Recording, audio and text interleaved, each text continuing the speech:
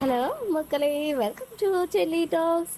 ஒரு கெட்டதுலேயே வந்து ஒரு நல்லது இருக்கு அப்படின்ற மாதிரி நிறைய பேர் சில பாசிட்டிவான விஷயங்களையுமே சொல்லியிருந்தீங்க.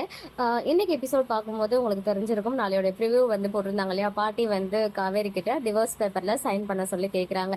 அது மட்டும் இல்லாமல் சாரதாமாவுமே வந்துட்டு கோவிலில் வச்சு காவேரியும் விஜயும் பார்த்துட்டாங்க, பேசிட்டு இருக்காரு. ஸோ வீட்டுக்கு வந்து காவேரி வந்ததும் ஏதோ ஒன்று பண்ண போறாங்கன்றது தெரியுது. இவ்வளோ சொல்லியும் நீ அவர்கிட்ட பேசுற அப்படின்ற மாதிரி ஏதாவது சில எமோஷனல் ட்ராமாஸ் ஆர் டைலாக்ஸ் விடுறதுக்கு வாய்ப்புகள் இருக்கு. ஏன்னா சித்தி வந்து இங்க மிரட்டிட்டு போயிருக்காங்க இல்லையா. பட் பாட்டி வந்து காவேரி கிட்ட பேசின விஷயம் இன்னும் யாருக்கும் தெரியாது. இப்போ அந்த டைம்ல கரெக்டா பாட்டி வந்து டிவோர்ஸ் பேப்பர் எடுத்துட்டு வராங்க. வந்து சைன் பண்ணுன்னு சொல்லிட்டு போயிடுவாங்க போல. ஏன்னா இன்னொரு நாளுமே வந்துட்டு பாட்டி சித்தி ரெண்டு பேரும் வராங்க. அப்போ எல்லாரும் வேற வேற காஸ்டியூம்ல இருக்காங்க. ஈவன் அதே சேம் சீனோடைய கண்டினியூட்டி ரீசெண்டா லாஸ்ட் சண்டே வந்து ஷூட் பண்ணியிருந்தாங்க. ஸோ அப்படி பார்க்கும்போது அந்த சீனை தான் ஏதோ கண்டினியூ பண்ணி எடுத்திருக்காங்க போல.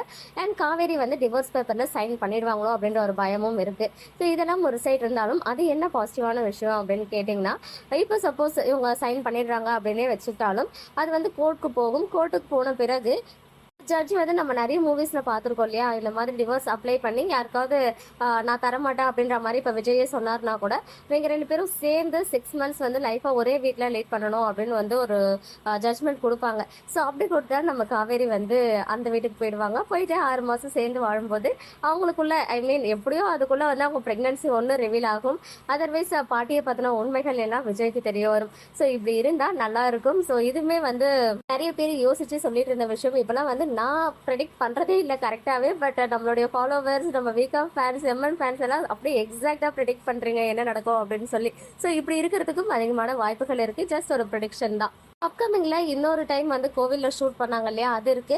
அண்ட் விஜய் வந்து கார் ரைட் பண்ண சீன் வந்து இன்னும் பெண்டிங்ல இருக்கு. அண்ட் அந்த திருச்சி ஷூட் என்ன ஆச்சுன்னே தெரியல, அது எம்என்னு தான் சொன்னாங்க. ஸோ வெயிட் பண்ணுவோம் வருதா இல்லையா அப்படின்னு சொல்லிட்டு பார்ப்போம். நமக்கு வேண்டியது விஜய் காவேரி சேர்ந்தே இருக்கணும் அப்படின்றத நம்ம எல்லாரும் வந்து எதிர்பார்த்துட்டு இருக்க ஒரு விஷயம். ஸோ அது கண்டிப்பா வரும். ஏன்னா இவ்வளோ நெகட்டிவ் கமெண்ட்ஸை பார்த்தும் அவங்க ஸ்டோரி லைன் சேஞ்ச் பண்ணாமலாம் இருக்க மாட்டாங்க.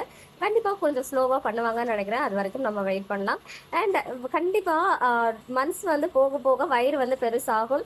கங்காவுக்கு எப்படி பெருசாகுதோ அதே சைஸ்ல காவேரிக்கும் ஆகும். ஸோ அப்போ வந்து யாருனாலையும் அதை வந்து மறைக்கவே முடியாது இல்லையா.